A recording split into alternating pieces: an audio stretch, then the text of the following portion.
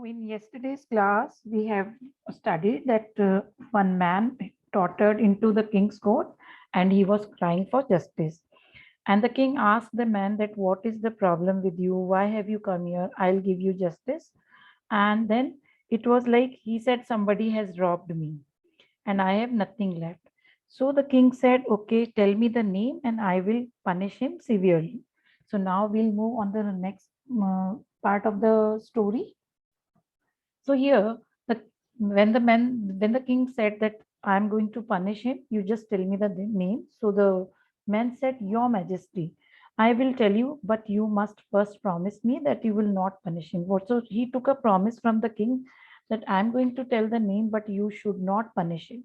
So when such words were said by this man, the king was astonished. He was very surprised. But he remembered his promise, he kept his promise, and he sat back to listen to what the man had to say. So the man said, Your Majesty, again, majesty is a word which is used to show respect to the king.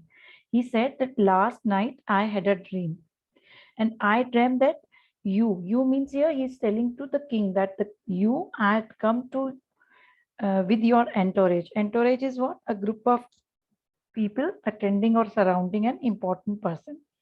So he said that you came to my house with your entourage of ministers and commanders. Commanders are again same leaders, and robbed my entire life saving. He said, whatever I had saved during my entire life, that is 5,000 gold coins that you have robbed.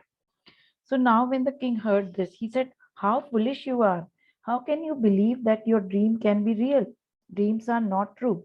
So when the king heard this, he said, You are really a foolish person. How can you believe that dreams can be real? Dreams are not true.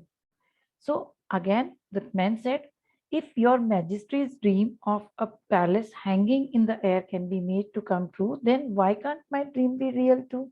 He said, When you dreamt of a palace hanging in the air, that can be a true dream. Then my is a very simple one. My is only a robbery case. So again, we'll study and see what happens next in the story. So okay, so before now, this king thought that what should I answer? So before this, the king could answer anything.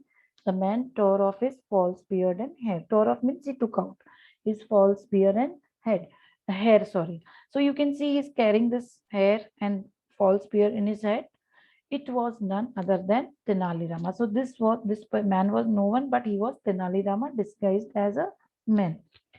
And Tenali bowed low before the amazed king. So he just bent his body as showing a respect or showing a greeting to to the king, and the king was really surprised. Then he said, Your Majesty, I apologize. He said, I feel sorry for tricking you. Tricking you means for cheating you, because he has really cheated the king, but he wanted to give the solution to the problem. So that's why he disguised as a man. But this was only the way of convincing you. Convincing me means making believe that something is true, making somebody believe that something is true. So he said this was only the way by which you could know the reality, that your dream of building a palace floating in the air is not possible. The king burst out into laughter. The king was loud, like he laughed a lot. You are really right, Tenali. He said, You are really right, and you are really very clever. So this is how Tenali Rama gave solution for such a big problem which the ministers were not able to sort it out. That's why Tenali Rama was a wise, a clever, and a minister of his court. So that's all for today's lesson. Thank you.